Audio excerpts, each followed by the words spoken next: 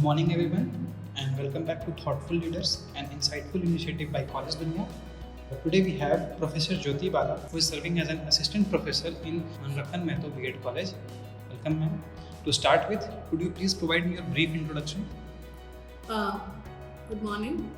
My name is Jyoti Bala, and I am working as a assistant professor in Manrakhan Mehto B.Ed College.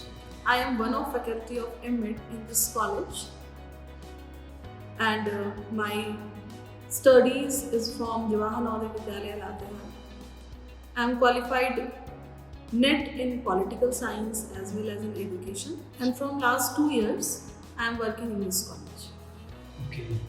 So my first question is, what do you think your roles and responsibilities to the college and to the students are? As a professor who is working in this college, I am not only responsible for teaching the students, but I am also responsible for smooth functioning of this college. So I ensure that I help in smooth functioning of this college and contribute in development of students. Okay, so next question is, how do you tend to establish a healthy relationship with students and fellow faculties? If you create healthy environment in staff room, in classroom, okay, that healthy environment promote healthy relation with your colleagues and with your students. So I try to maintain healthy environment in my staff room and in my classroom.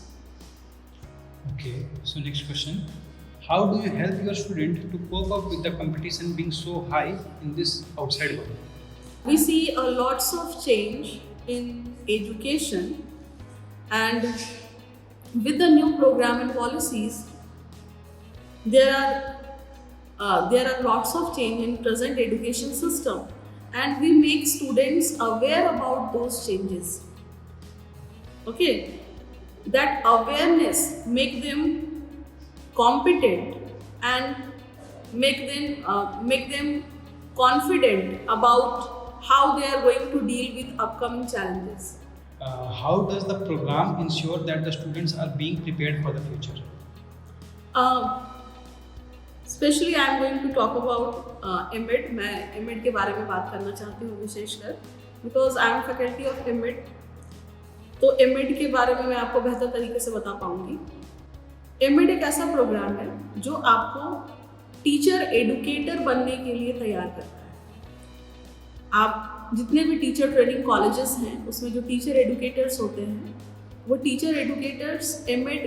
करने के बाद, M.Ed. Pursue करने के बाद बनते हैं. तो हमारा जो M.Ed. है ये आपको टीचर एडुकेटर बनने में मदद करता है. अगर आप न्यू एजुकेशन पॉलिसी, जिसको हम नेशनल एजुकेशन पॉलिसी 2020 कहते हैं, अगर आप इसके डॉक्यूमेंट को भी देखें तो इसके डॉक्यूमेंट में भी जब इंटीग्रेटेड एजुकेशन की बात होती है तो वैसे टीचर्स को प्रेफरेंस देने की बात की गई है उस डॉक्यूमेंट में भी जिसके पास डुअल डिग्री हो अपने सब्जेक्ट में भी और जिसके पास एजुकेशन की भी डिग्री हो. तो ये आज तो आपको सिर्फ B.Ed. Colleges, M.Ed. Colleges, D.Ed. Colleges में एक जॉब का ऑप्शन प्रोवाइड कराता है, लेकिन आने वाले समय में जब कोर्सेज इंटीग्रेटेड होंगे उस समय ये आपको कहीं भी किसी भी कॉलेज में असिस्टेंट प्रोफेसर की जो जॉब है उस जॉब को आप आसानी से अचीव कर पाएंगे with the help of this course. Okay, so next question is, what are the benefits and career options after pursuing this course? इसके पहले वाले क्वेश्चन में भी मैंने जवाब दे दिया है कि इसके बाद अगर आप किसी स्कूल में जाते हैं, अगर आप M.Ed. करने के बाद आप किसी टीचर एजुकेशन इंस्टीट्यूट में ना जाकर आप किसी अगर स्कूल में काम करते हैं तो बहुत जल्दी आप प्रिंसिपल बन जाएंगे. प्रिंसिपल बनने के चांसेस आपके बहुत ज़्यादा होते हैं. साथ ही साथ अगर आप किसी टीचर एजुकेशन इंस्टीट्यूट में काम कर रहे हैं तो उस टीचर एजुकेशन इंस्टीट्यूट में आप असिस्टेंट प्रोफेसर एक्सपीरियंस के साथ एसोसिएट प्रोफेसर बन सकते हैं. और अगर कोर्सेज इंटीग्रेटेड होते हैं या कई जगह पर इंटीग्रेटेड कोर्सेज हैं भी, वहाँ पर भी आप उन इंटीग्रेटेड कोर्सेज के अंदर भी आप असिस्टेंट प्रोफेसर बन सकते हैं. So next question is, how do you try to bring in a practical approach towards the subject and make it industry oriented? So हम जब बच्चों को कोई भी सब्जेक्ट पढ़ाते हैं तो कोशिश करते हैं कि उसको उसके रियल लाइफ से कनेक्ट कर सकें। आप किसी भी कोर्स को प्रैक्टिकल ओरिएंटेड तब बना सकते हो जब आप उसको रियल लाइफ से, बच्चों के रियल लाइफ से या रियल वर्ल्ड में जो उसकी ज़रूरत है आप उससे कनेक्ट कर पाओ। तो हमारी कोशिश होती है कि हम बच्चों को जो भी पढ़ाएं उसको हम उसके रियल वर्ल्ड से कनेक्ट करके बताएं, हम उसको उसकी यूजेबिलिटी बता सकें कि वो जो पढ़ रहा है वो आने वाले समय में उसके लिए जो है वो कितना यूज़फुल है। और जब आप इन चीज़ों को बदलते हुए समय के साथ बताएंगे, एजुकेशन में होने वाले चेंज के साथ बताएंगे, जैसे इवैल्यूएशन सिस्टम, अगर मैं एक एग्जांपल दूं, लास्ट अगर हम पिछले 1 से 2 डिकेड की बात करें तो after implementation of NCF 2005 we see a lots of change in evaluation system.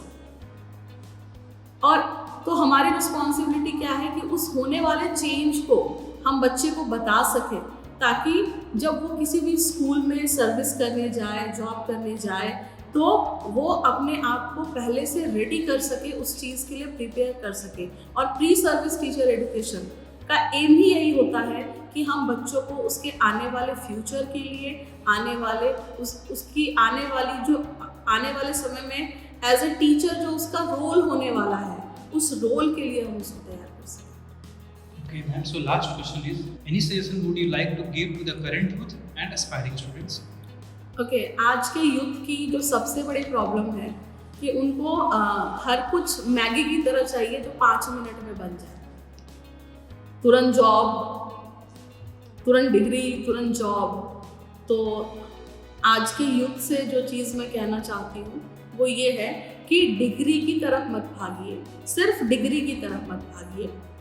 अपने अंदर कॉम्पिटेंसीज एंड स्किल्स डेवलप करिए, क्योंकि आप कोई भी डिग्री ले लें, अगर आपके अंदर स्किल्स नहीं है, कॉम्पिटेंसीज नहीं है, तो आप मार्केट में सर्वाइव नहीं कर सकते। आप किसी स्कूल में एज ए टीचर आप सर्वाइव नहीं कर सकते हैं जब तक आपके अंदर, apart from knowledge of your subject, जब तक आपके अंदर टीचिंग स्किल्स नहीं है। तो जब भी आप BEd करें, DLEd करें, MEd करें, आपकी कोशिश ये होनी चाहिए कि आप अपने इंस्टीट्यूट में जो भी स्किल्स हैं, जो कॉम्पिटेंसीज हैं, वो खुद के अंदर डेवलप करें, ना कि सिर्फ एग्ज़ाम और मार्क्स के पीछे भागें। एग्ज़ाम्स और मार्क्स से सिर्फ आपका जॉब नहीं होगा। आपको अगर जॉब चाहिए, या तो आप जॉब गिवर बनना चाहते हैं सीकर की जगह, तो भी ये ज़रूरी है कि जो मच नीडेड कॉम्पिटेंसीज है वो मच नीडेड कॉम्पिटेंसीज आपके अंदर हो। तो अपने अंदर अपने आप को कॉम्पिटेंट बनाइए, अपने आप को आप जो भी चीज़ें सीख रहे हैं उन चीज़ों को स्किल ओरिएंटेड होके सीखिए। और तुरंत ऐसा मत सोचिए कि कोई भी चीज़ तुरंत मिल जाएगी आपको, उसके लिए आपको मेहनत करना, और मेहनत से मत भागना। Okay, thank you very much, ma'am. Thank you so much for your participation.